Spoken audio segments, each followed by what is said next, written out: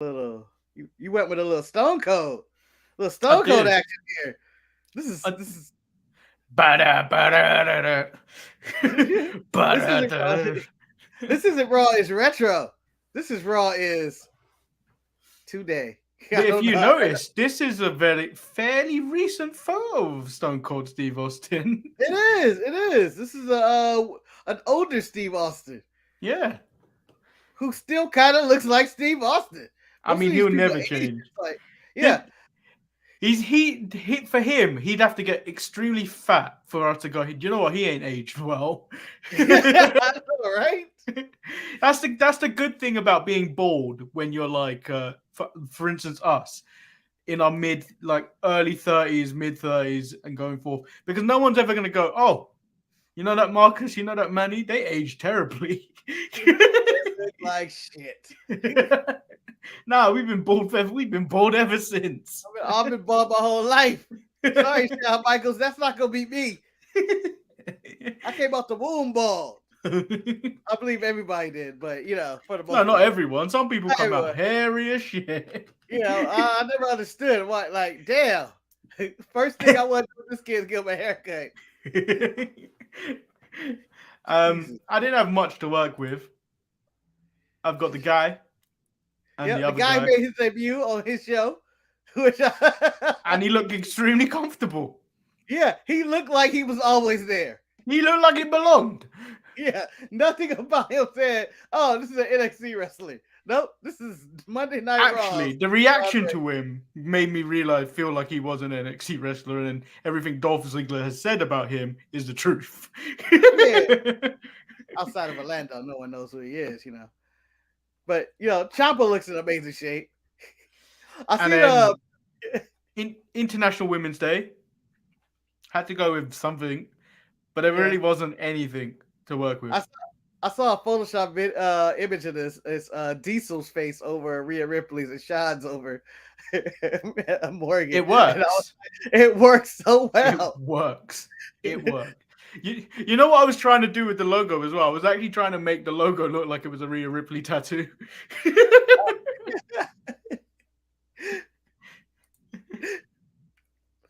I'm sure she has it tatted on her somewhere. The title page. I'm sure she watched the show. She hits me up about DMs all the time. It's like, when can I be on? When can I be on? And I'm like, Rhea, we just don't have time.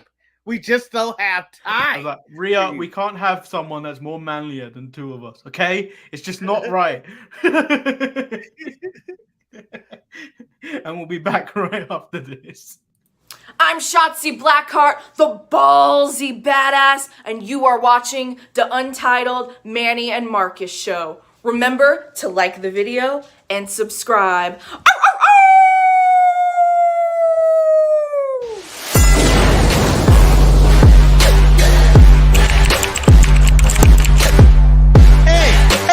Hey! Oh! Check out the Marcus and Manny show. I hate you both right now. You guys are ridiculous.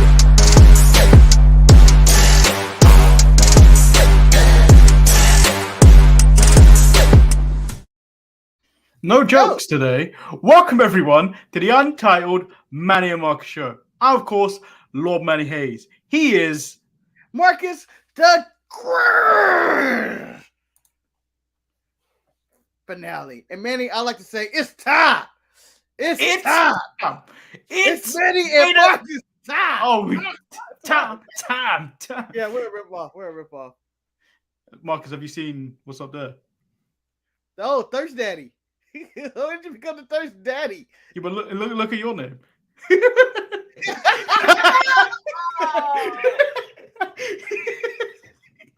Jesus. See, what happened here was, Marcus, in order to make fun of you, I needed to make fun of myself so it was level. I didn't like being called Daddy. You didn't like being called the P.O.G. Therefore, together, I've got the Thirst Daddy and the Notorious P.O.G. Watch this. Watch. This is the video for us that goes viral and all the success, and I'm only going to be known as P.O.G. for the rest of my life. This is the foundation with finale, but everybody's gonna know me as P.O.G. I'll be so disgusted. I'm going to work and they'll be like, "What's up, P.O.G?" I'll be like, "Oh, Jesus." Imagine you spent all this time creating the grand finale only for like someone like Vince McMahon to come along and call you the Notorious P.O.G. and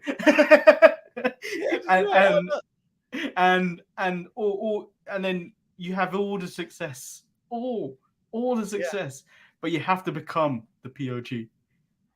Yeah, just like this is what it must feel like to be like the big boss man or something. But I could be just known as Big Bubba. Now you're the big boss man for life. Okay. Or I'm trying to think of a wrestler that actually should regret their names and their WWE names. It was like, I want to be this. Nope. All right, success, Dean Ambrose. Well, he is Dean Ambrose. No one cares about the Fox shit. Not a character. Nope. You're Dean Ambrose. No. So, are you ready for your challenge, which you outlined in the pre-show? Yeah, but now my nerves have hit me and I forgot. Wait, Levi. Virgil don't count. Virgil wanted to be Virgil. He's still selling tapes of himself being Virgil. There can only be one Virgil in anybody's lifetime, and it is Virgil. All right. So, Manny, how many pre-show matches were there? So, Marcus let's get to before we went live. Before I've returned the names to what they were, Marcus, just in case. Marcus said he could name all 12 matches in order that was on the Revolution card this last Sunday. Yep. So in that effort, were there 3 pre-show matches or 2? 3. 3, right? And one I would say was an absolute banger. Fuck. I can't remember what the third one is. Okay, so what was the first match? That's Statlander versus Layla Hirsch. Yes, and I would say that was the best women's match of the night. Oh, absolutely. Hands down. They killed it. I think this should have been on the main card, and they should have moved both women's championship matches to the undercard. Do I think it was the best match? I just think it was the best women's match. It wasn't the cleanest. No. The thing is, it was the best. The other when you compare it to the other women's matches, it was the best of the 3, and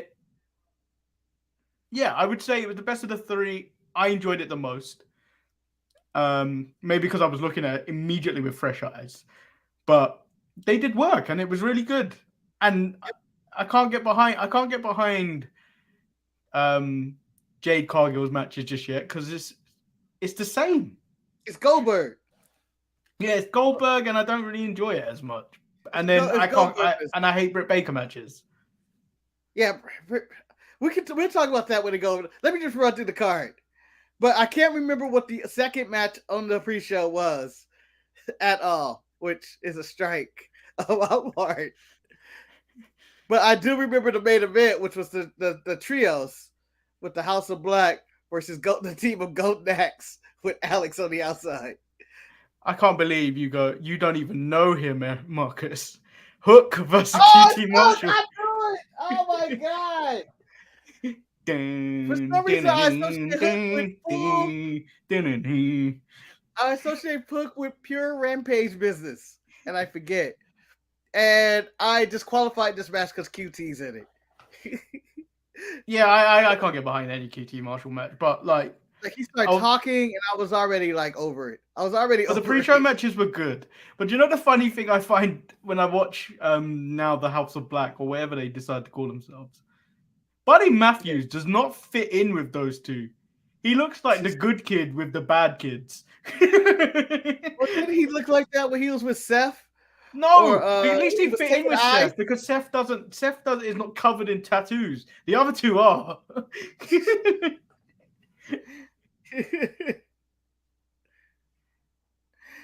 I don't even want to know about Levi's relations to Layla. They have the same surname. Or the surname sounds the same. Oh, I didn't know that. Oh, you know what? You're right. I never think about people's last names. I was like, how are they related? One's black, one's Russian. Okay, And of Caucasian descent. All right. Back to the main card. Jericho, Eddie Kingston starts the show off.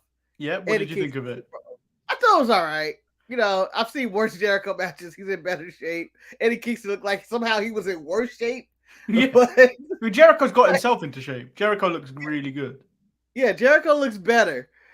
But Eddie Kingston looked worse. And I was like, what happened? Like, I don't know. Eddie Kingston's always looked. I feel like Eddie Kingston's always looked like that. We just let it slide because he's Eddie Kingston and he could talk. No, I felt like his stomach was a lot bigger this time. He looked borderline pregnant. And I bet his silhouette is the most confusing looking silhouette ever. It looks like a pregnant woman with a penis, probably. when he was put up on the top turnbuckle. So in my toilet, there's the shower. It's not a shower curtain. It's more a shower glass. Okay. And you can see your reflection in it. I feel like that is me when I'm taking a shit.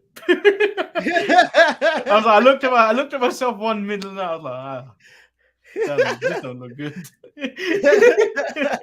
It's something you don't need to see a reflection of. What you look like when you're taking a shit. Side profile as well. Yeah, it's terrible. It's terrible. You just, in our growing up house, there's a giant mirror. It's a tub and there's a giant mirror right there, and the toilet is right there. You can always just look to the right and see your reflection. It was never good. I just refused to turn my head right. This is before cell phones. You can look at it. You just have to, look at the same magazine that's been on the floor for weeks and find out new things. Okay, so next match, Marcus. Magazine with Outcasts on there, just looking at us. So much confusing. Next match, Marcus. Next match was the triple threat tag team match with Red Dragon, Young Bucks, and Dino Boy and his friend. Jungle Boy and Luchasaurus. Solid match. I got behind it. It was all right. It was what it was. Like I didn't expect. I expected this. And I enjoyed it. That I enjoyed it though for what it was. Yeah, but to me, it was more of the been there, done that, and I it was fine to be on the card. I'm not taking it away from anything they did. It was fine. Everything is fine with it. It was expected, but it didn't. It really didn't blow me away. I don't know. Maybe I should have the story or context to go with it. I don't know. Fine. I don't normally like when it's a triple threat tag match and then you have to tag the other team in. But for this, it worked really well. Because you don't have to do it. I don't like it. No, you don't have to do it because they didn't do it on Raw. They had 3 men in the ring each time. They had each man of the but all hell breaks loose all the time. But but this one, it added to the storytelling, which I felt of the Young Bucks and Red Dragon not getting along, where they wanted to tag each other and then they were like, nope, this ain't happening. And then it just added more to this thing that's slowly building, but we know it's happening. But I'm not really invested into that as much. I know it's happening. I know it's going to be Kenny and the Bucks versus Cole and the Red Dragon, but I wasn't really invested into that. I didn't really care enough about that. Oh, really? And I just feel like the Jurassic Express. I couldn't think of their name. That's why I kept saying Dino Boy. It wasn't for an insult. I was like, fuck, what the hell do they call themselves these days? The Jurassic Express were retaining, and I'm just like, I'd rather see other teams hold this title. I want FTR to get another run or something like that, who are always left off of pay-per-view cards. Yeah, it seemed like but when you look at it, there was actually no place for them unless you made this a fatal 4-way. Yeah, why not? Why not? Like, I see no reason why not to make this a fatal 4-way. Yeah, like it was no reason like we're gonna do triple threat and not do fatal 4-way. Let's include FTRD, and you have the 4 best tag teams probably in the world in the match technically. Yeah, it'd be nice. It'd be nice. And then what have you got next? All right. The next match after that was, I want to say it's Jay Cargill versus Ty Conti. Wrong. Fuck. I knew it. I fucking knew it. It was the Face of the Revolution ladder match. Ah! I knew it. I knew it when I said it because I was like, fuck. Because in my head, it was back and forth between that and the ladder match. I was like, did they really go Spot Fest tag match? This Spot Fest ladder match? They didn't do that, right? Fuck, they did. The ladder match was fine, but I had problems with Can I guess your problem? Can I guess your problem with this match? Go ahead. The winner of the match is now the Face of the Revolution, and he killed all 3 of the black men in this match. You know what? That wasn't my problem. That wasn't. He specifically killed Keith Lee and Hobbs. Will Hobbs. He pushed them off the stage. Yeah. Killed them. And he got Ricky. He got Ricky Starks. He barely got Ricky. He got him though. He got him. And so my main issue was every time the ring would be empty and Christian would be alone in the ring. And it seems like he should just set up the ladder and climb up, but he never would. He would just be creating the next spot. Yeah. I've noticed that a lot, like, though. why? It's really obvious when they're planning next spots, though. Like, you got to cut away at least. You got to find someone else to look at. But it just shows like, oh, Christian's putting the ladder here. He has no reason to do that. He literally has all the time in the world to climb time. So that really bugged me in this match. I was like, Christian, you can win. But I didn't want Christian to win at all. Denhausen did show up. I don't know why he was here. I don't understand the point of it now. Yeah, it's just, I guess to create internet buzz. I was shocked to see Wardlow actually win the match. I'm glad he did. It helps in the storylines in the long run, but you think that one of their big money free agents or someone else would have got an opportunity right here. Keith Lee came in, but now he's worthless now, I think. I think Keith Lee is worthless. I don't necessarily like Keith Lee. I prefer Hobbs. Yeah, if Hobbs would have got been nice. If Starks would have got it, give Starks something.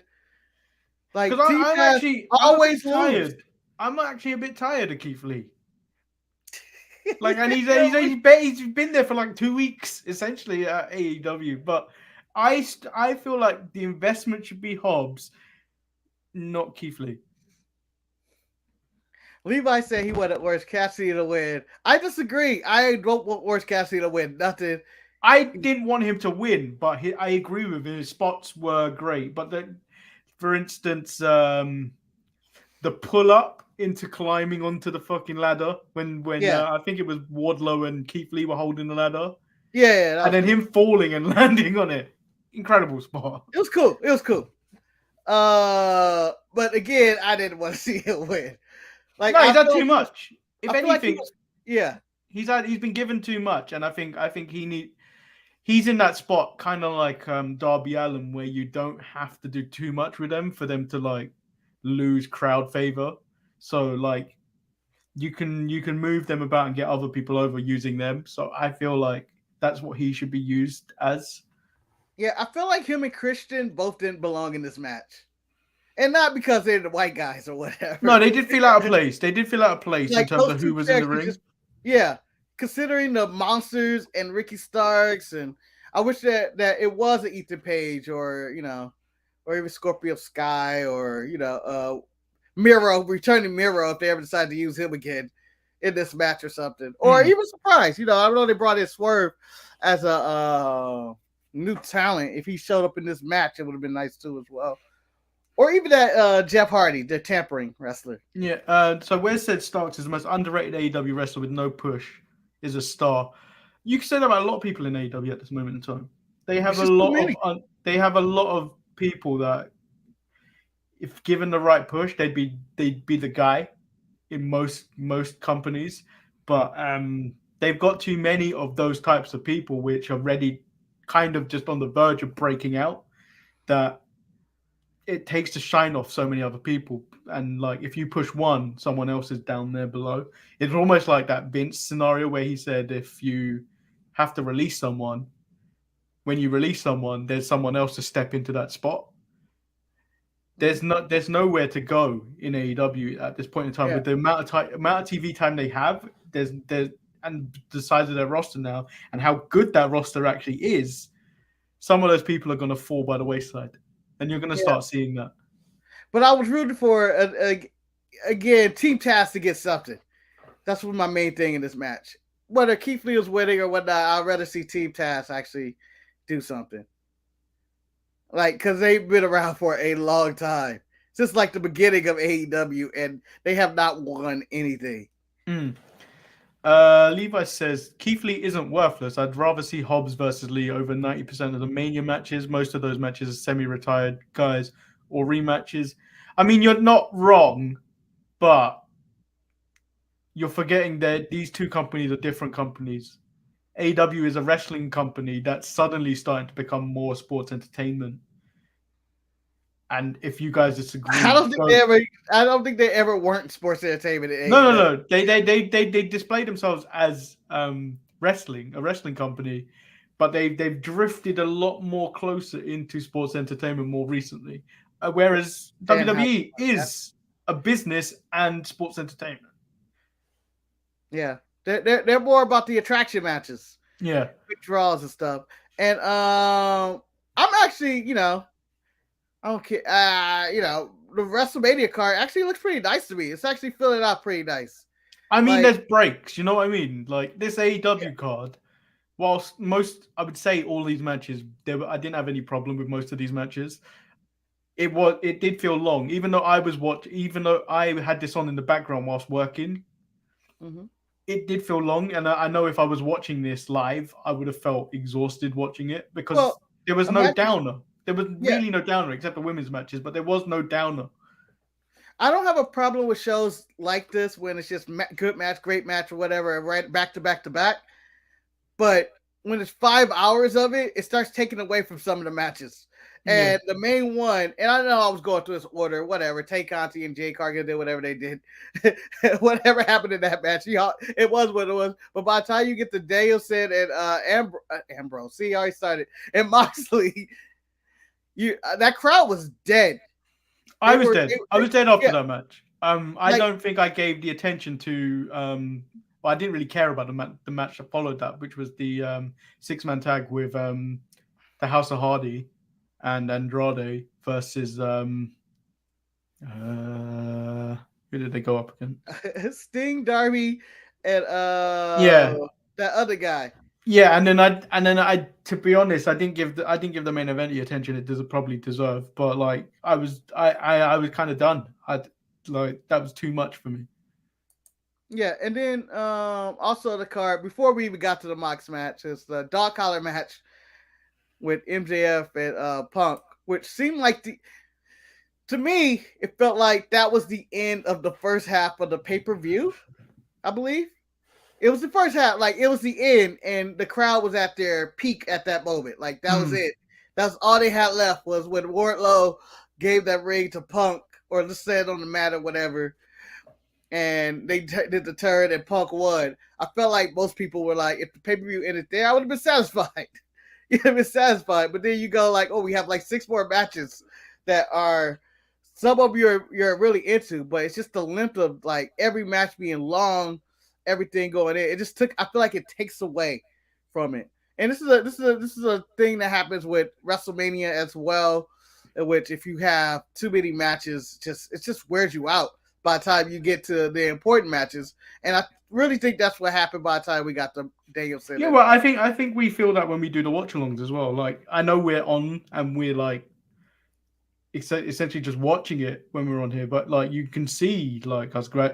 Me more importantly, but me more obviously because it's nighttime. But like you can see like the tone and everything gets a bit more tiresome when it gets towards the main event because it's probably been on for about 4 hours, especially the Royal Rumble, because we were disappointed about that when we weren't live. It's like, oh my God, what are we doing? But what did you think of the dog collar match? It was good. I think the wrong person won. Ooh. I think MJF's starting to become the guy that gets to the point where you think he should be champion and then he loses when it counts. Well, he's only lost this match, right? No, but he won a Jericho feud, right? Didn't he win all that? I don't know who won that. I think he sweeped it. No, They but won they keep Blood and Guts avoiding. match. They keep avoiding the fact that he should be in that main. He should be in the title picture. What it looks like now is Wardlow is probably going to take that TNT title, and then him and MJF are going to squabble over that. Whereas, I think MJF is at the caliber where he should be going after Adam Page.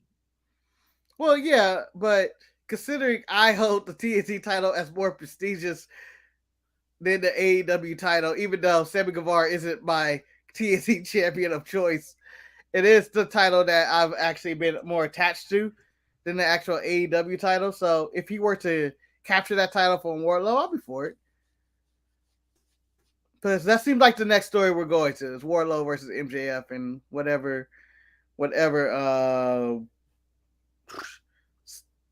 pay-per-view. Double or Nothing is, I guess, next. Yeah. It's probably going to be the next big match. I was shocked Punk won, though. I thought MJF was going to win and defeat Punk again. Because Punk doesn't need to win. Yeah, that's what I mean. Punk didn't need to win. I feel MJF needs to move up that level. I don't think he needs to stay where he's at right now. I know we're talking about slow builds and stuff, but I'm not saying he needs to be champion. I just think he needs to be in that picture. But where does Punk go from here? Does he go after Hangman? I think you almost have to put him there, but at that point, you're almost expecting Punk to win that. Yeah, and then I feel like they were teasing Omega. I guess throughout in the pre-show, Don Callis came out and they teased it kind of. When he comes back, is he going after Cole or does he go after a rematch with Hangman? I mean, they have a lot of options, which is good. Yeah. But I just want to see. But hopefully they go in the right direction with everybody. It's up in the air where people are going.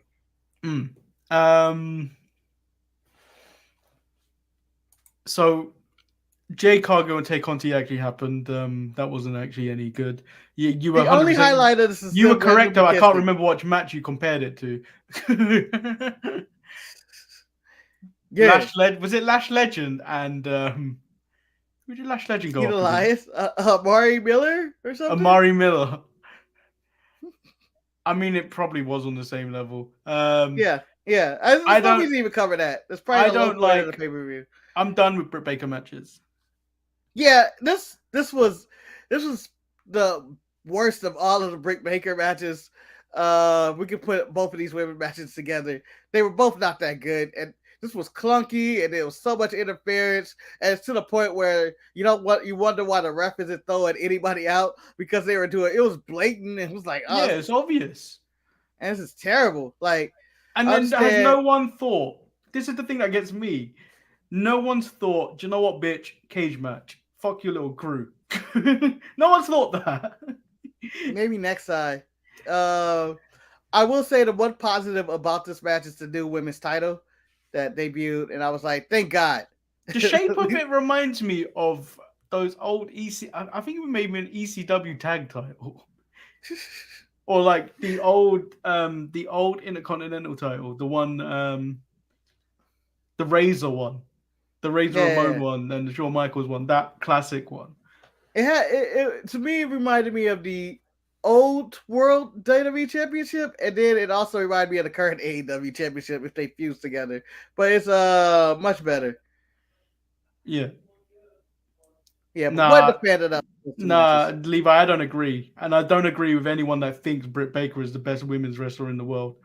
This was sloppy. This was like watching NXT 2.0 random women's match where you go like, oh, but even they have more refinement to their stuff. It was just this is on the level. Britt Baker is on the level of some of the newer 2.0 people. Yeah. I would put her on the level of Nikita Lyons, Lash Legend, Amari Miller. I'm going to step out of even that brand. I will put her at a level of Trick Williams, in which, yeah, you carry yourself well as a champion. As someone who walks around. Trick is not a champion, by the way. Trick is not a champion, for those who don't watch. He carries himself well on the microphone and has a personality, but there's only so much they can do in the ring. There's nothing. Britt Baker is very average. Where do you put her on the scale of Carmella and Zelina Vega? I think she's at that level. Yeah, I would say she's equal to Carmella, to be honest. I think Carmella may have it a little bit higher. Ooh, that's harsh. I would say Carmella would be a good example. Yeah. That's right at the level. I think they throw the same speed as super kicks. Those are trash. So John Moxley defeated Bryan Danielson via pinfall. Favorite match of the show. This match was really fun. It's just two men going at it. Really, yeah, it was so physical. Probably the best, and maybe I'm overhyping it, but the best Mox match I've seen in AEW. Like he got the physicality in. It didn't involve any of his random shit, which bombs or knives, or thumbtacks or whatever. It wasn't, but it did have the physicality. It had the blood. It had the story behind it. It was just these two men hitting each other, and it was just like this is main event caliber stuff. Like again, if the crowd. I think the crowd was just exhausted, and they wanted to get behind. You could hear they wanted to chant this awesome, but they really had nothing left. But it was really good, entertaining match. It's just too late in the show, and they would have cut some of this stuff out. William Regal appears, slaps the shit out of both of them. I think he got Mox a little harder. He got Mox harder. Well, my favorite thing is he comes out there and they're going through their little scuffle and not shaking hands and stuff, and he comes out there like their daddy. And he just slaps Mox, and Bryan Danielson laughs and goes, ha ha ha, he slaps him. And then the younger brother's like, bah, what are you doing? You too. Oh, let's work together. I don't think he got Bryan. I don't think he got Daniel as good. Well, he's shorter. He didn't really actually want to hurt him. But if these three click up, I think it's my favorite faction in all wrestling. They don't have to give a name. They don't have to have merchandise. I just think that's a unique, dope ass faction. Levi's having secret conversations with Eric. I asked Eric Sunday if Bryan Danielson surpassed Shawn Michaels. He said yes. I agreed. Yes. Yes. I'm going to say no. No, for me, he has. I mean, if I had to watch them in their primes, I would say Shawn is the better character. But I don't think in any conversation we would have been like, Shawn Michaels is the best wrestler in the world. I don't know. Best character. I was there. Best character. Yes. I think overall, I may go Shawn. Shawn's a piece of shit. And when Shawn was at his shittiest, is probably when I like Shawn the most. But and me being Bryan Danielson's like #1 fan or whatever it is, I'm going to say Shawn may have him. I think that Shawn just carries something with him. Maybe it's nostalgia, and I live in the Bryan Danielson moment right now, and I look back and be like, damn, this dude was really. The thing is, I preferred his run, his second run, when he came back in 05. I'm encompassing all of Shawn. Like, all of Shawn. Because I got Shawn ahead. A low-key sleeper is Shawn Michaels versus Shelton Benjamin on just a random Monday Night Raw. People, go source that match out. Go find that. That's one of my favorite Shawn Michaels matches ever. Yeah. I mean, I think Shawn just is I don't know. I got Shawn ahead of him. I don't know how I can explain it. I think Shawn got Bryan Danielson beat. I think if they were to say, let's say, in a time machine, you had to pick a random wrestler and you'll pick them with who, and at their prime, I think you'll go Shawn. I think Shawn. Even though Bryan Danielson is probably the best in-ring wrestler we've ever seen. But I think Shawn can tell you a better story. So we get to the main event. I'm leaving out the Derby match. I didn't think it was that great. Hangman versus Adam Hold Cole. on. You're gonna skip this match that wasn't that great, but Sting jumped off the top of the stage. No, he fell from the top of the stage. No, the 60, whatever you call it, that was fun. It was Styles, a 60-year-old man. It was 60-year-old man, and I didn't know this match was no holds barred. I wasn't like you said it. For some reason, this match kind of brought me back into the pay-per-view. Like I watched the Daniel said them, they happened, and then the 6-man happened, but I was kind of worn out. But the random shit that was going on this, so I was like, I'm for this. I fucks with this, whatever it is. I don't know why. I mean, I already said okay. I was tired. I was tired at this point. Like I was tired. I didn't give the next 2 matches the time of day, to be honest. So we get the main event: Hangman Page versus Adam Cole. Yeah, I was exhausted during this. Yeah, and I didn't feel like it beat any of the other matches. No, and it was hard for me to go. It was hard for me to look at this match and go, all right, these 2 guys can top that shit that happened earlier today. Like in the show, because you have Danielson and Mox, the dog collar match, which I enjoyed. I thought I told a good story, and it was a little messy and whatever, bloody, whatever, but it was solid. And then you had the triple threat tag match, which was good. Not really great, but it was really good. The ladder match, solid. Like, it was a bunch of stuff on the show where you go like, how is this main event going to live up to any of that? And it to me, it didn't. It didn't. It didn't come close. And it was exactly what I thought it would be. It was, I don't know. It didn't blow me out the water. Like, I don't buy all the Hangman stuff. And I guess the story of Cole and Hangman wasn't really there. For it to be I the didn't main feel event. it either. Yeah, I didn't feel it either. So like, if you closed it with Punk and MJF, it would have been a solid main event. Even I know Mox and Bryan Daniels had nothing on the line, but if it closed the show, it would have had more to it. But this didn't really have much to it. Either way it went. I think the crowd chanting the Adam stuff was fun, but behind that, it didn't really really wasn't it. So the pay-per-view was really good. I think Maurice gave it a 91%, which I think it deserved. I gave it a 70%, 7 out of 10. Because I just thought it was too long. And I thought if you cut some matches, it would have been a better show. Oh, wait. So it went too long. That takes away 30%. Yeah. Too long can take away a lot.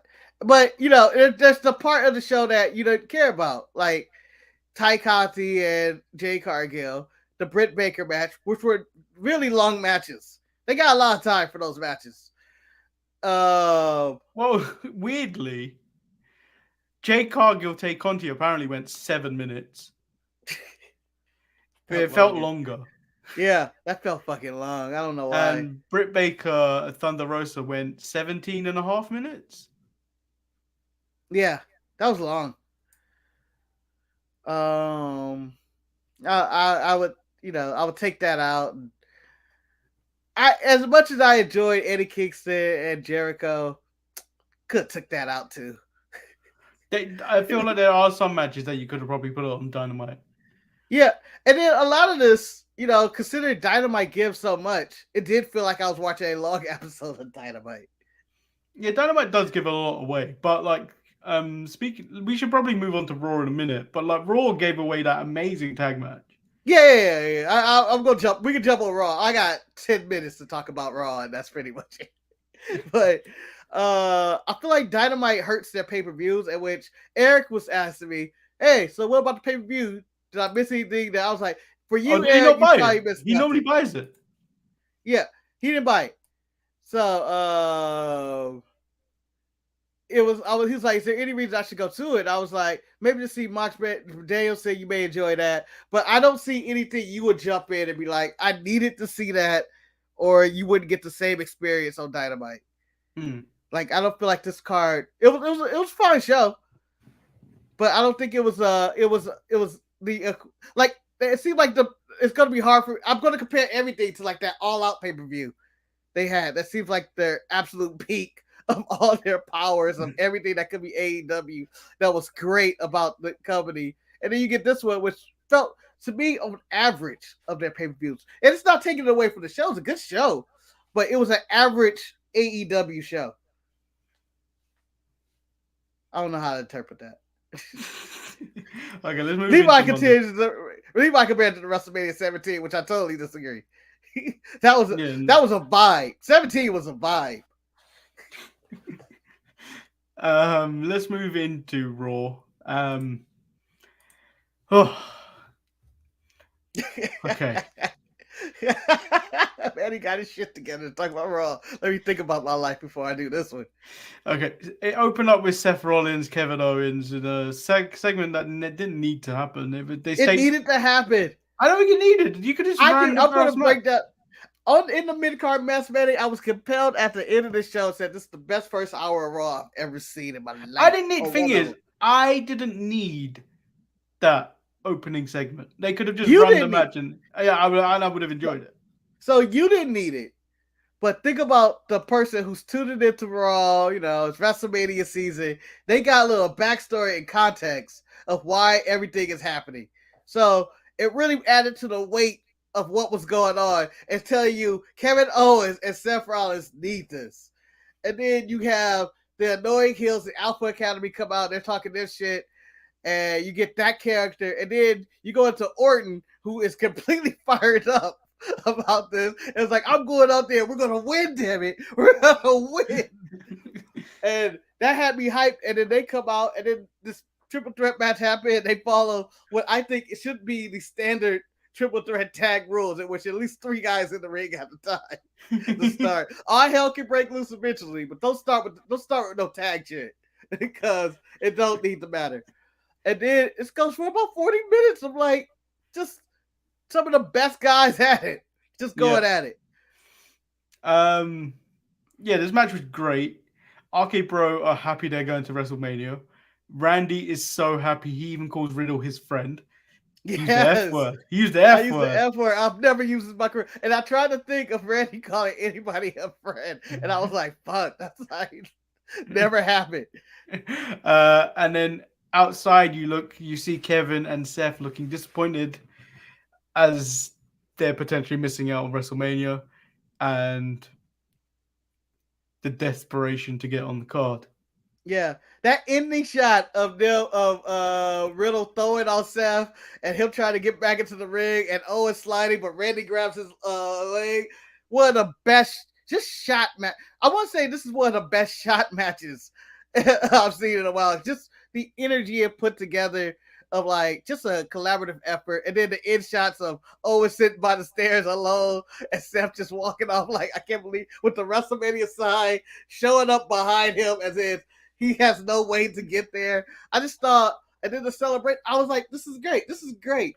If Raw would have ended right there, 1 hour, one story would have ended right there, I would have been like, this is a great Monday Night Raw. However, we still have 2 more hours to go. Yeah. Fantastic opening. That RKO into the moonsault was really nice, but I wish that when they showed the shot of Orton moving Riddle first, going like, get out the way.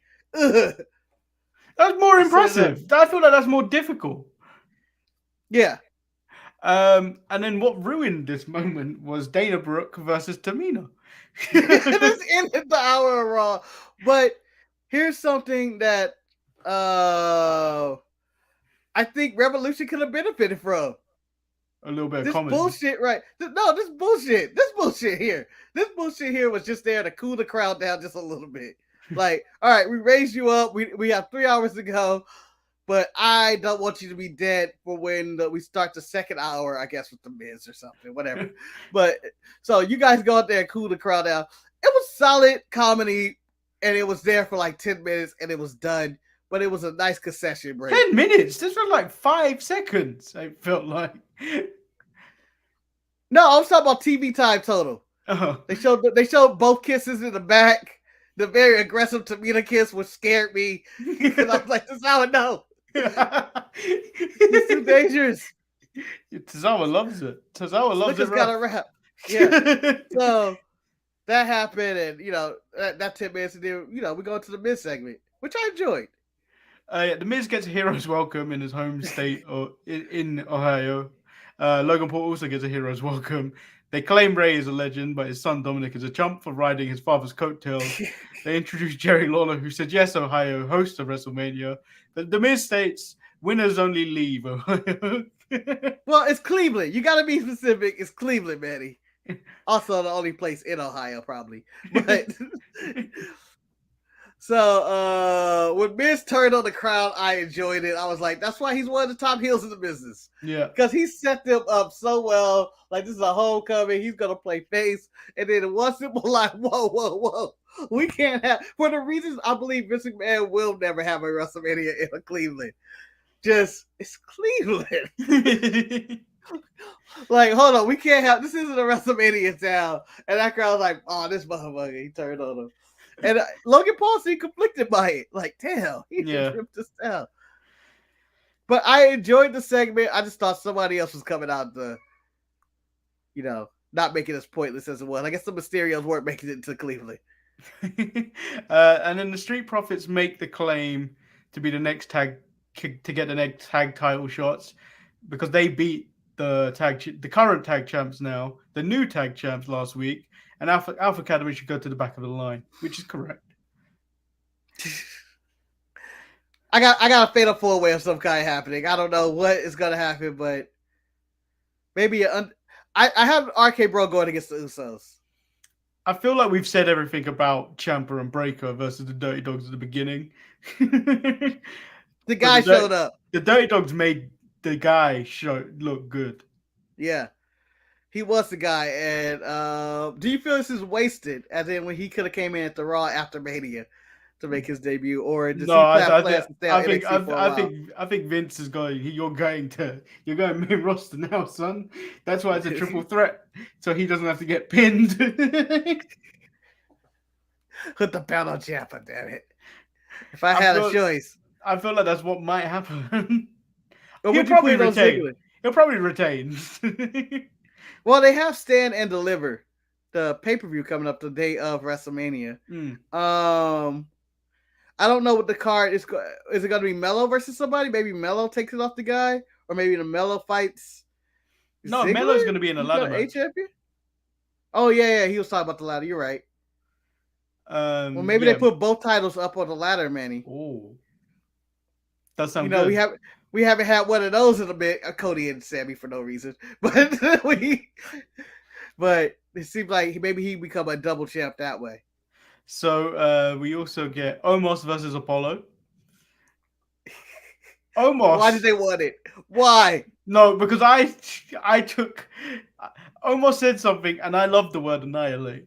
He said, "How many victims must I annihilate to get my WrestleMania moment?" You know he's gonna win the Andre Battle Royal. I was. Well, apparently there's talks that's still up in the air. They may not even do that. But I think they have to at this point. I feel like this is the one thing Omos is here for, is to win that Battle Royal. But I enjoy the random stare off of Aziz and Omos and the crowd getting behind it. And I'm going like, you guys don't want this. You don't want this smoke. But they got hyped up and Cleveland like, yes, this is happening. And boo when Omos back down. I was like, no one wants Aziz. Aziz needs to go. Yeah. But this is the reason Vince does what he does with big guys. Because no matter where you at, no matter what the planet is, if you throw two random big motherfuckers and stare them down, people want to say, oh shit. Even though you know how bad this is going to be. This is going to be terrible. And as someone posted, Raw Underground resurrected tonight. So we move on to Edge, who comes out in a suit. Yes. Different Edge. Different type of Edge. I don't know how to describe this. It was dramatic. He had a spotlight, dramatic, very Undertaker-esque for whatever reason. Oh. I don't like Edge anymore. I'm tired of Edge. I've grown tired of when Roman was done with him. Roman should have banished him and never to come back. Well, that's what happened to Danielson, and we see what he's doing now. Damn it, banished. Oh. No, I was for this. I was like, it's a new character, new looking Edge. I'm patient with it. See where it goes. How many times has he got to go turn evil? How many times? Yeah, he's never turned this evil, man. With dark lights and so what's the brood? Suit. He's never wore a suit. What's the brood? He was goth. That was goth life, all right. That was goth life. That's different than I'm in a suit with my hair out of sorts and with a spotlight on me, with God walking with him to the ring, apparently.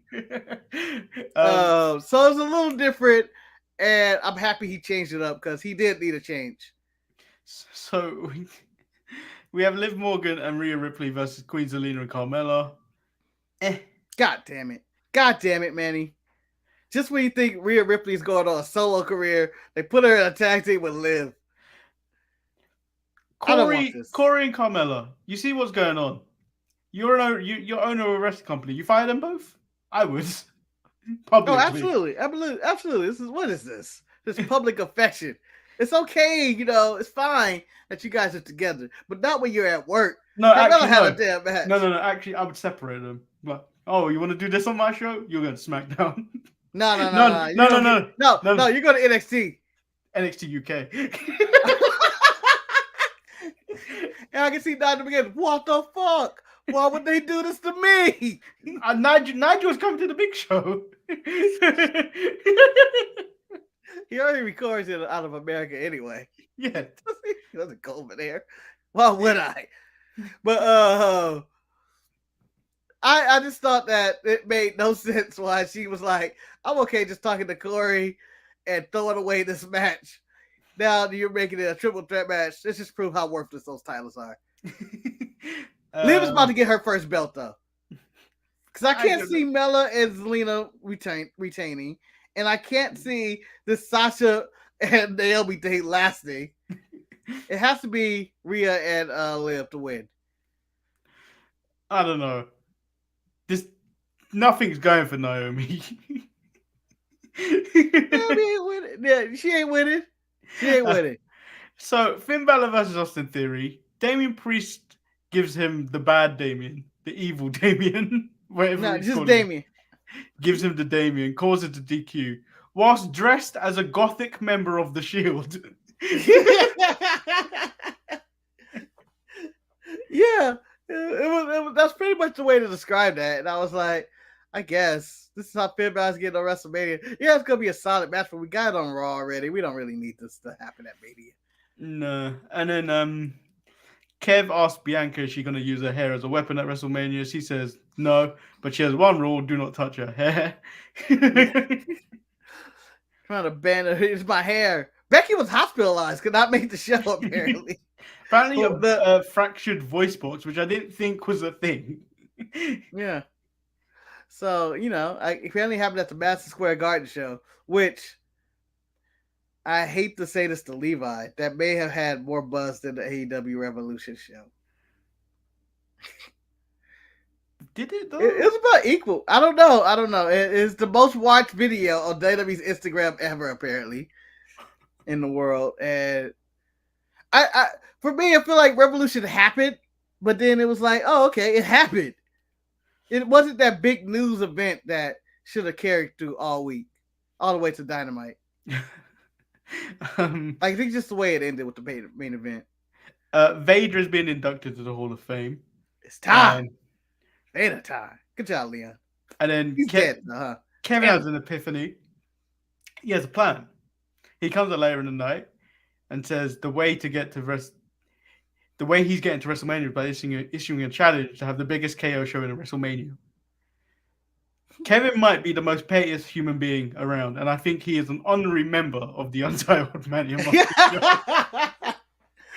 Well, this is a fool in desperate times. He's like, oh, this crippled, beat up man. I was watching. No, Marcus, I read down the list. He called out Jimmy UAA. He said JBL's horns on his limo are more interesting than JBL. He says Booker T called him a liar, but Booker T is a liar because he spent most of his career he says he's from Texas, but he spent most of his career in the tag team called Harlem Heat. And then King Booker, He was then King Booker and spoke in a horrible British accent. HBK is a proud Texan, but he is a proud Canadian. And in that mind, and with much respect to Bret the Hitman Hart, he is not invited. Yes. My favorite excuse of why he wouldn't even fuck with him. Like, I'm a Canadian. So his guess will be, if he accepts, but he's probably drinking beer and his knees are shot, he's going to need a walker at WrestleMania. Stone Cold Steve Austin. So we finally got to this where it's been rumored to be happening for, Which means I have to shoot an extra video for this. The following video was recorded earlier. No, but yeah, and Steve Austin accepted this morning, and we're getting whatever this is going to be. If I'm the people in Cleveland, I'm a little upset. I'm a little upset. Yeah, because the end of the show is with him saying, "Oh, I tried Steve Austin" or something. Instead of Steve Austin readily showing up, and the glass breaker is like, "You want someone on your show to be me," or something like that. And then they have the music of the glass breaking to the maggot, and you go like, "Oh shit!" And it's like, "Oh, that's just an image." You don't waste Stone Cold Steve Austin on Cleveland. No, you don't. You don't. And, not even Jacksonville either. So they didn't really explore Seth Rollins and his journey. He kind of just walked away from Kev, right? Yeah, I don't know what he's going to do. Unless... Jacksonville, Florida. I know the rumors have gone cold on Mr. They're claiming that WWE have no interest in him, or they have fizzled interest on him, and then other reports are saying he's on the card. People, he's still on the card. Yeah, there's so many moments, but if Seth is on the card, that's probably who he's fighting, and you can imagine Cody attacking him because the person you want Cody to attack is Seth's unnatural father, Triple H. Do you know what would make more sense? With all these reports conflicting with each other, he comes out, "Whoa, through the smoke and mirrors." Ah! Perfect. It's perfect, people. Yeah. But I would be for Seth and Cody would make the most sense at this current state. For all these guys. Do you know what the worst part is? It won't be Cody. Cody's probably going to lead the Ring of Honor Revolution or whatever into AEW. I don't know. It won't be Gresham. It will be Cody. The wrestling world changes every minute. Also, in the Priest attack and the theory took pictures. I was thinking McAfee was coming out to get him, but McAfee don't work on no Monday. I was like, this could happen. McAfee still don't know who he is. Yeah, I don't know who he is. But I get him. Get him some of this. Some of these. I thought Raw started off amazing with the beginning, and then it kind of just fizzled out. Yeah, it just fell apart. Fell off a cliff. Like you can clearly see that they wanted to set up a few things, and that's pretty much it. And probably Bianca or Becky not being able to show up for whatever reason also hurt the show, because it was like, oh, we have no Bianca or Becky on this. So it fell off a cliff real quick. It was like, we want to set up Kevin Owens, and then we want to do the tag match at the beginning, but all involving Kevin Owens. Well, the problem also here is you didn't have Brock or Roman come out, even though they showed the footage from MSG. Twice. Almost like Tyson and Austin. No. That show was about a 2-hour show, right? 2-hour show? Yeah. They showed that at least 20 times. And that's thing is, on the network, it's an hour and a half.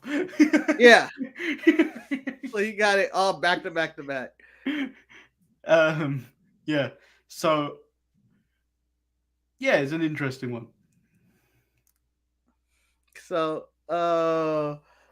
we're moving into, I guess that's the end of the show. Shit. Yeah, I was like, we're talking about NXT. Nope, we're talking about all that with a Thursday show where you get the post Dynamite where Jeff Hardy will be making his debut. And Swerve Scott will be wrestling on Rampage. And then he becomes Jay Lethal the next week. Yeah. Invisible! Only seen Jeff on AEW Dark. Oh, you talking about Swerve? You talking about Swerve, not Jeff, right? Yeah. Yeah. Jeff will be used every week. Swerve is going to be used like Jay Lethal on AEW Dark. Yeah, and, it's a sad state of affairs. I'm just waiting for one person of color, black man, to win something in this company. They had their best chance to win the Face of the Revolution, but that's gone. Scorpio Sky ain't gonna win it. He is not winning. I don't know what they plan on doing with Keith Lee, because I don't know how to tell a story with Keith Lee if he ain't going for the title. I don't like Keith Lee. I know you stated it. No, but like if you're looking at your first proper person of color champion, I don't want it to be Keith Lee. Yeah. If anything, I think it should be Hobbs. Yeah, but I don't know what Hobbs can carry. Maybe Starks. He's the president of Starks County. Remember that. Yes. But yeah, I think Hobbs has a better upside than Keith Lee. Because it's more safer. I don't trust a big man that can fly because gravity is his worst enemy. And he doesn't really fly anymore. He's added that extra. He's just agile. Fat and agile. Well, he's added all this weight. He didn't really do anything athletic in this match here. He barely did anything in that match. Yeah. He did nothing notable.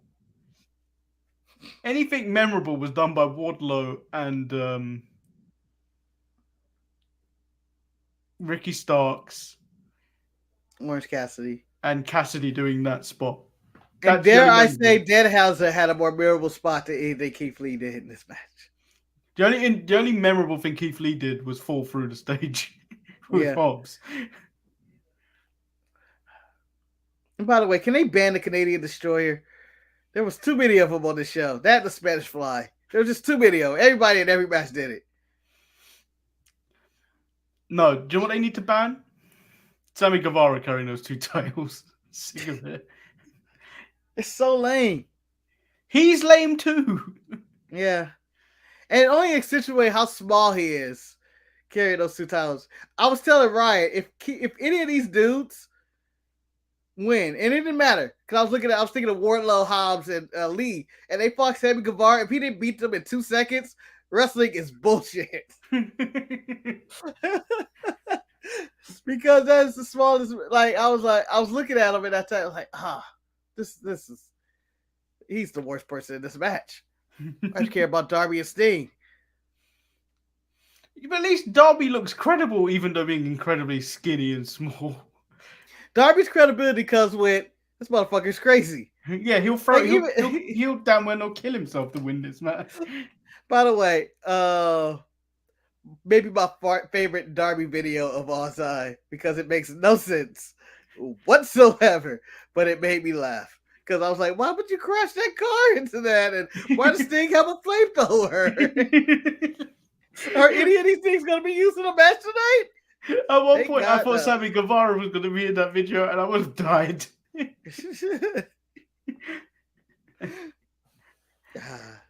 Yes, so that is the end of the show. Make sure you like, subscribe if you haven't already. All our stuff is up there. Follow it if you dare. Like and subscribe. Share us as well, please. We are 15 subscribers off of 200 subscribers. Let's go. We're slowly creeping up, so just help us. Almost retired. We're making content on content on content. Manny, also you played the new WWE 2K22. What are your quick thoughts on that? It's definitely different. That's the punchline, isn't it? Oh, it hits different. It hits different. You hit yourself. The controls will take a while to get used to. If you're a new player and never played a WWE 2K game, you'll probably you'll probably get to grips to it a little bit more easier. Those people that have played WWE 2K games for a long time, it takes a while for you to fully grasp it. I haven't really done much on it other than what I did last night, which was the tutorial and a couple of matches here and there. I have done 2 matches of the Rey Mysterio showcase. Okay. Those are really fun. So what they do is, it's quite interesting where they've got, you're playing the regular match and then you get to a certain cutscene and then the cutscene will then blend into the actual footage. Mm-hmm.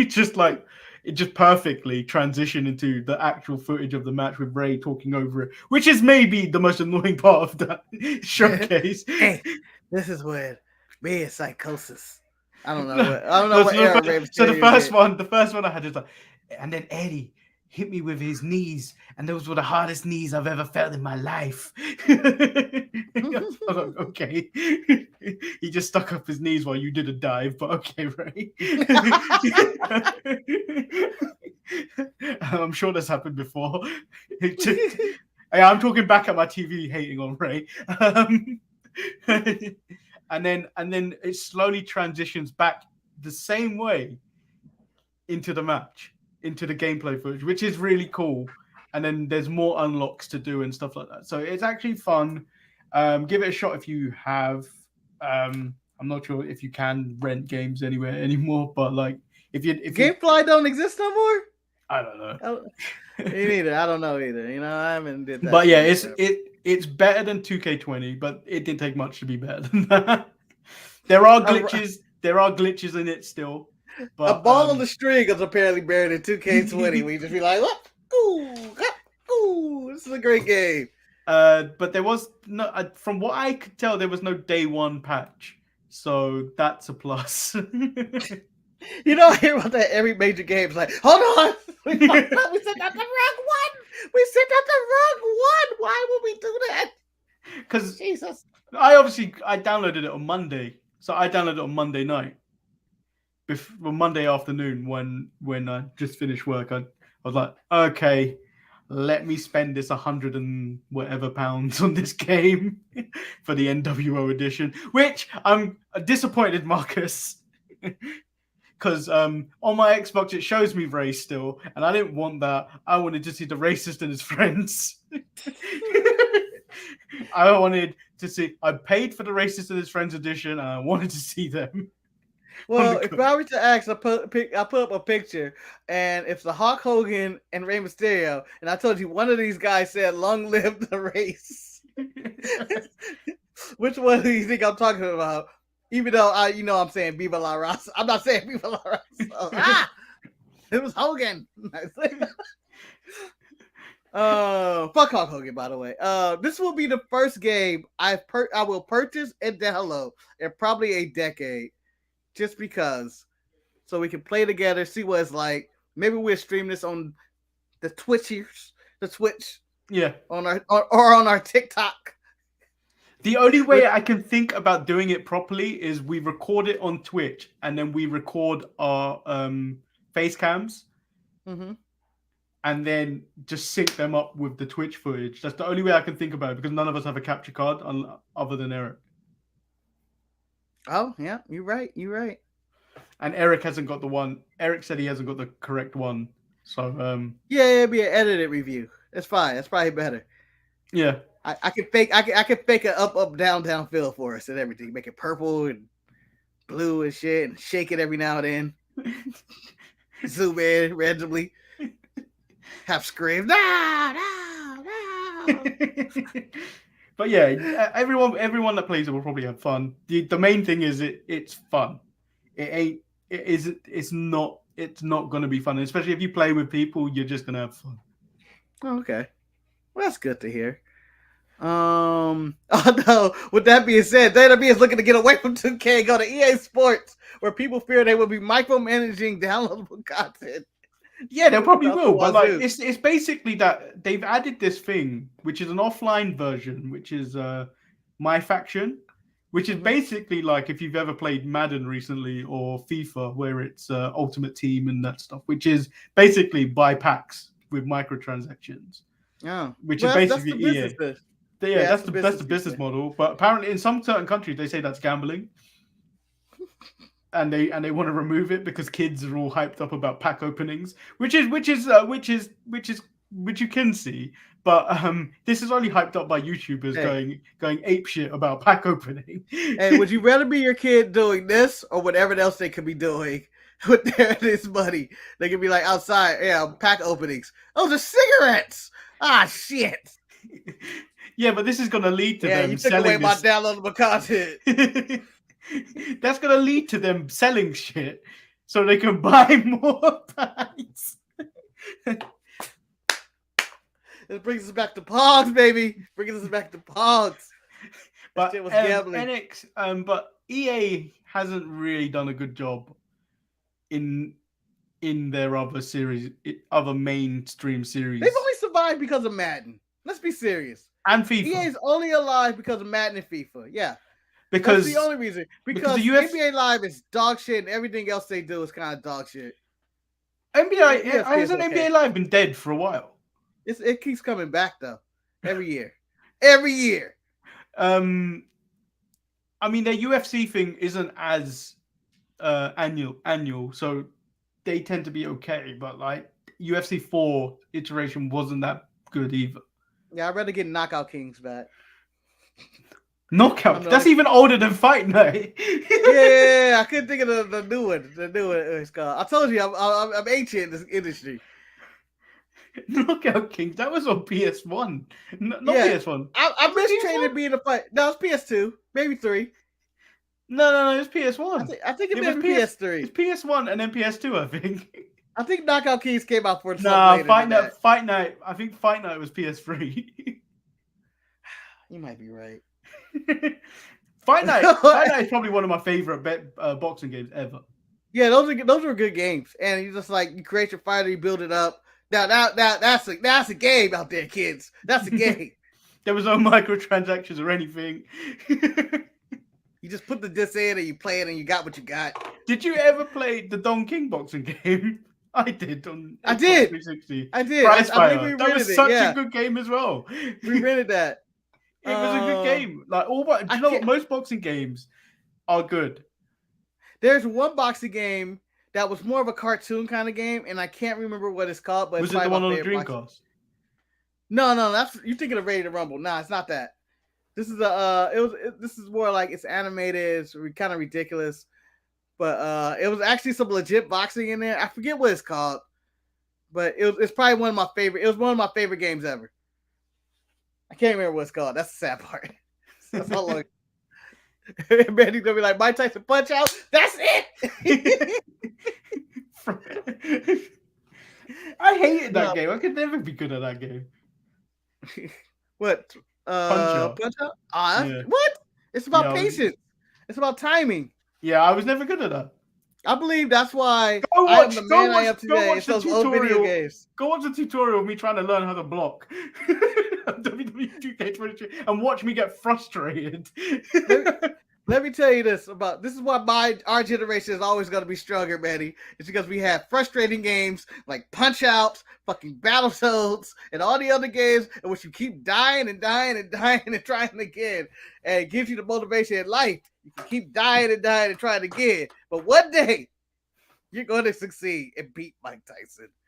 And I never did. I never did. But that's the way video games work. I mean, I've never ever finished the first Mario.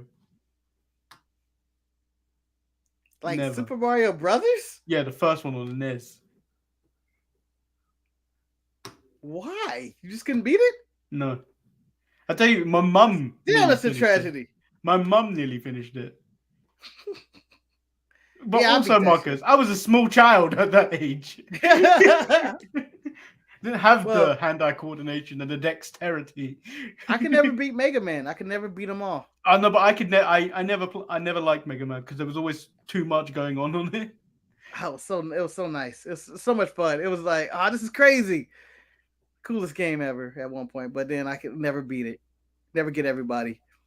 I understood the strategy. You get the ice to beat the fire guy or whatever. You get the scissors to beat the paper guy or whatever the case may be. You be ready to go. But then I just kept dying and couldn't do it. Fuck. I think That and Sonic. I couldn't beat Sonic either. No, Sonic gave me anxiety. Do you know the underwater, but the levels where he was going underwater and then he nearly started to drown? Those would give me anxiety. He's like, oh no. Yeah, that's my fear of drowning today is that and Mario. That's why I related to Link in Zelda because he hit the water and it was all over. That was like all the old GTA games. You couldn't go in the water. Yeah. Video games have evolved since then in which the water's... I miss video games in which you couldn't get into water at all and you say, fuck the Hulk Hogan. No. You couldn't get in the water and you could always find a piece of chicken to restore your life. Man, in my life, you're talking about Streets of Rage. You're talking about Streets of Rage. I'm talking about any of those fighting games. Double Dragon, Streets of Rage, all that shit. You find a piece of chicken, you back in the game. And you know what? I never was in my real life able to find that piece of chicken to get my life restored. Do you know what? I remembered something the other day of like the most racist thing I've ever experienced as a child. Ooh. There's an Olsen twin movie called To Grandma's House We Go, where they just bolted from home and just decided, fuck this, I'm going to go visit grandma. And they just start taking shit from the house and they take fried chicken and they see a busker and they don't have any money. So black busker, by the way. Mm-hmm. They put chicken in his little hat. Fried chicken. Manny, are you trying to cancel the Olsen twins? They did. It's in the movie. I'm not canceling them. It's in a movie. It's all over YouTube. I think on the next show, you need to play the chip chat. Start the show. We need to cancel this. We need to cancel the Olsen twins. I don't have time to actually find it. I gotta get out of here. But I actually do want to see this video. That's J.K. Swish, a big old rotisserie chicken. It was always amazing to find it. Health. Restore my health bar. I have it. Okay. I'm a genius. We're going to get copyright strike for showing some racist Olsen twin shit. No, we didn't. I showed Pat McAfee the other day. He's already to. Look at it. The title's called Adorably Racist.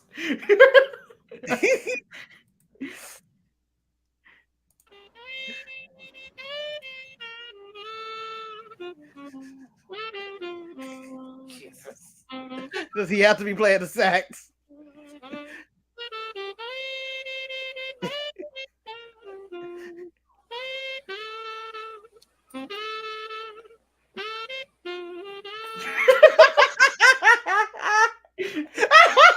Look, the look he gives him, you racist bitches. Yeah.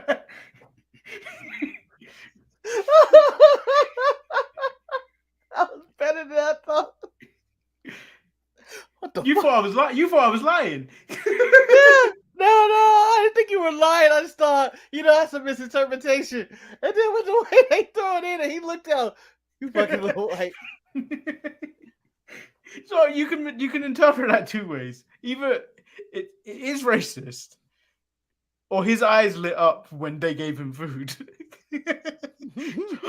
Chicken. My kryptonite. Oh, they threw some greasy ass shit in his saxophone case. Yeah. Fuck y'all get that chicken from? Yeah. That's some of that. Like the person who wrote that was racist. I would not call the Olsen twins, who are in their probably tens, maybe younger than tens. They have single digits. They have to be at least 7 or something. Minimum, like half of where like a decade old, and they're throwing chicken into a black man. Damn. Feel like that's your wife's initiation. Do something racist, huh? Oh, done. You're in. What we didn't see is him kick those 2 little girls in the head afterwards. Does he? No. Oh. I'll believe anything after you show me that. That hands down the most racist thing, the earliest racist moment I've ever remembered. Damn. I'm glad I didn't watch any of those Olsen twin movies. I think I've seen like one. Thank God I was old enough not to be there. You got it. I think we're the same age, to be honest. Got it, dude. No, I think they're more my age. Although there's not much different. Mary Kate. Yes, a 2-year different. Man. She is 35. Jesus, I'm still older than those twins. Damn it. Yeah, but I aged better. They're a month older than me. Yeah, but we've aged better than them. Oh come on, we've got racial. We've done less drugs. We've got racial factors playing into our game, into our genes. That's true. That's true. But they did a hell of a lot of drugs. Yeah, that too. You've got the whole black don't crack. Asian skin always looks good until you reach about a certain age where you decide your face decides to cave in. It's normally around that 60 mark. It's like, what happened? It's like, I'm old. And now I'm giving wise advice and memes. That's what happens. That's what happens. Random memes just coming up to your circuit. It's that Asian man's face on there. You go like, I guess this is deep. I'm guessing at this point we've got enough content out there where people may start using us as memes somewhere.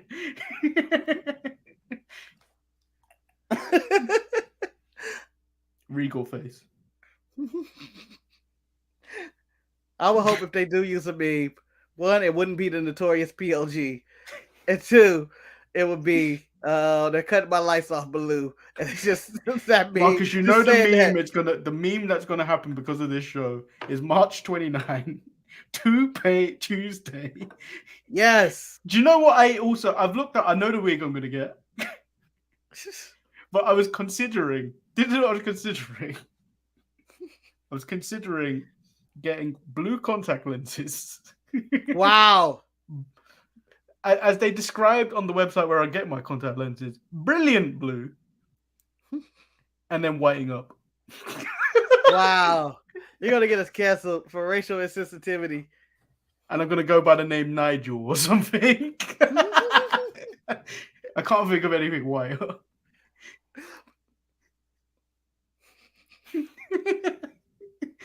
Yeah. George. I'm excited for Toupee Tuesday now. The hell. You have to do it too. You can't just leave me high and dry doing it. I'm not wearing blue contacts. I can't wear contacts. For my infamous Green Lantern outfit, I had green contacts that I could not figure out how to get in my eye. I don't understand contacts. I've never worn, and I hate the idea of poking my eye. I don't even go near my eye. They somehow weird forces. They just when you go near your eye. Really? But I remember the first few times when I was learning to put them in, and then I got them in, but then I couldn't get them out, and then all you see is my eyes red, me having a panic attack that I can't get this shit out of my eyes.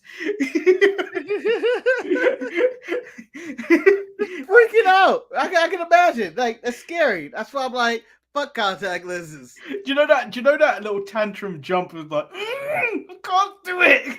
Yeah. That was what was going on. Just tear shit up. You don't even know what you're doing anymore. Tantrum moments are like, I don't know where that happens in your brain when you get that frustrated, where you have no control over your body anymore. You just want to just the soul of whatever's annoying you has got you. Like, like you're literally fighting something, and it's like.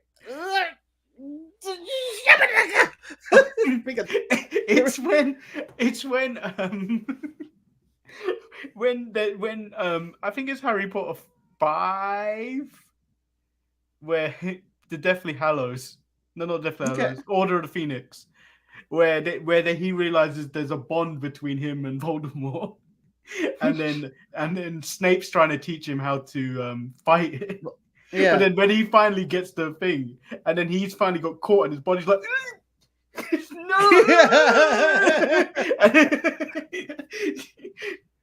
Man, we talk about Harry Potter far too much on this show. No. Not much. We talk about cocaine and knives. We didn't actually talk about that today. We did. I just brought it up, so it's back. By the way, Alexa Bliss has disappeared again. Yeah, I know. I feel like the Saudis just paid for her to come back. They probably have nothing for her, much like Asuka. Yeah, unless she gets a new who's tag recently partner. been cleared, but like I don't think they've got anything for her. Much like Well, Elias, who is really dead now. Maybe Alexa comes back with Asuka as her tag team partner, and they go after the women's tag team. No, I don't need any more tag teams. Yes, Shotzi's not even getting on a card. I'm disappointed for her. No, she has no. Well, she's been going through a lot, with her passing of her dad. Yeah. So I'm glad we ended this on that note instead of racism Olsen twins. That was funny. Now we ended it with Shotzi's dad dying. I feel bad. Do we just have a moment of silence? Impromptu moment of silence. Yeah, or we can watch. Let's end this show. Or we can watch the video again. Bring up the video. Bring up the video. I knew you. I can't go to work like this. I can't go to work with this. I knew you'd say that. There's part of me want to Photoshop one of our heads over the old man, and why would we do that? Or I can Photoshop our faces over the Olsen twins walking.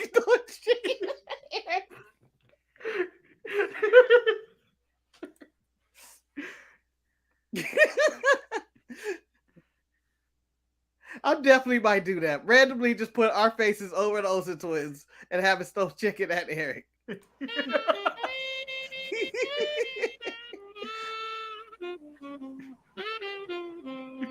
Nah, that'd be too hard, the saxophone.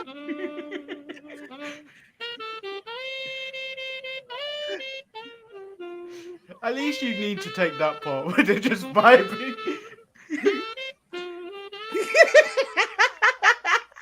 His face. His face is priceless. His face is priceless. This is so random.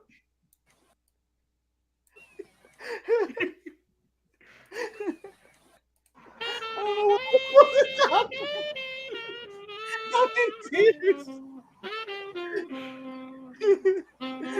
This dude deserved the Academy Award for this. They kept this a PG movie. This isn't not even a PG. This is a U. This is a Universal movie.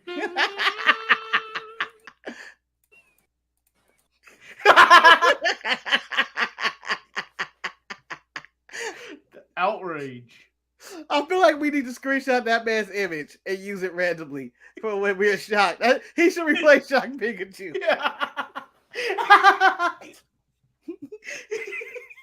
The outrage. I think we've succeeded in changing the mood of the show. Yes. Ready? Lord Manny. Thirst Trapper Jones. The Thirst Daddy. Lord Manny McMahon. Let's end the show. Let's get out of here. Subscribe, everyone. Watch this. If you're listening to this audio and you're still listening, go watch the video because it's more funnier to see what we're actually watching.